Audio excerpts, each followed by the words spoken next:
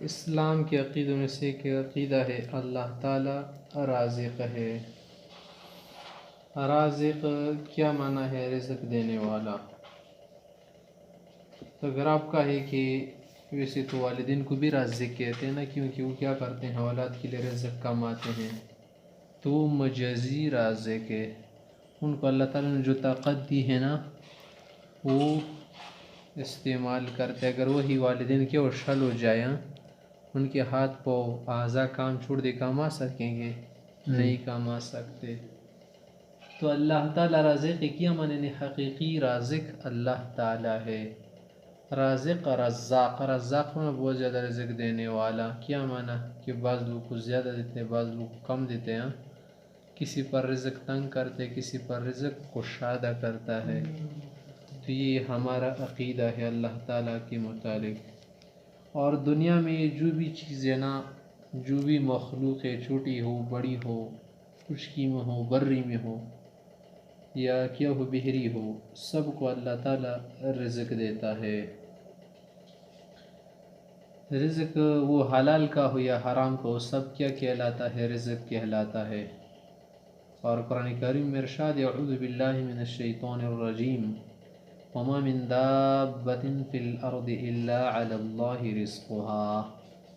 زمین پر چلنے والا کوئی بھی جاندار ہونا، اس کے رزق کا ذمہ اللہ تعالیٰ نے لے رکھا ہے۔ اللہ تعالیٰ رزق عطا فرماتے ہیں۔ واللہ خیر الرازقین، کہ رازقین میں سب سے بہتر کون ہے؟ اللہ ہے۔ یہاں پر خیر کی اضافت رازقین کی طرف اس لیے نہیں ہے کہ بہت سارے رازقین ہیں آسمان و زمین میں، مطلب ہے کہ صرف اللہ تعالیٰ رازق ہے۔ تو اگر مجازی میں لیا جائے تو پھر معنی ہے سب سے بہتر رزق دینے والا کون ہے؟ اللہ تعالیٰ ہے۔ اور دنیا میں جو بھی کوئی اگر کسی کو کچھ دے رہا ہو نا رزق کے طور پر، وظیفے کے طور پر، تو مفت میں نہیں دیتا وہ رزق، مفت میں دیتا ہے کہیں۔ والدین اس لیے کہلاتے کہ کل کیا ہوگا، ہمارے کام آئیں گے، بچے بڑے ہو کر ہمیں کھلائیں گے۔ اگر پیاز والے کے پاس جاؤ نا، وہ بھی کبھی کبھی کیا کرتا ہے، کھانا وانا لاتا ہے، لیکن اس کا مقصد یہ نہیں کہ مفت میں کھلا رہے، مفت میں نہیں کھلاتا۔ اگر تم ایک دن کا کھانا کھلائے نا تو وہی کھانا جو ہے آدمی سے کیا کر دیتا ہے، نکال دیتا ہے، بلچا لو اور یہ جڑی بوٹیاں کیا کرو، صاف کر دو۔ کسی کو نہیں کھلاتا۔ اور اللہ تعالیٰ بغیر مقصد کی کھلاتے۔ اللہ تعالیٰ کا ہم سے کیا مقصد ہوگا؟ ہم سب عاجز ہیں، سب کیا ہے؟ غلام ہیں۔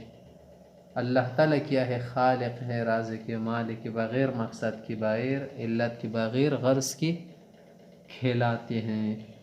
یہ اللہ تعالیٰ کا کمال ہے۔ اور پھر اس دنیا کے جو خزانے ہیں، اگر کوئی بھی کھلا رہا ہو نا خزانوں سے یا مال سے یا دولت سے یا جیب سے، صندوق سے، تجوری سے، تو وہ خالی ہو جائے گی ایک نہ ایک دن۔ جیب خالی ہو جائے گی، تجوری خالی ہو جائے گی، خزانہ خالی ہو جائے گا، نیچے سے سوراخ ہو تو وہ کبھی بھی نہیں بھرے گا۔ اور اللہ تعالیٰ کے خزانوں میں بھی یہ بھی اندیشہ نہیں ہے، اللہ تعالیٰ کے خزانے رزق سے خالی نہیں ہو سکتے۔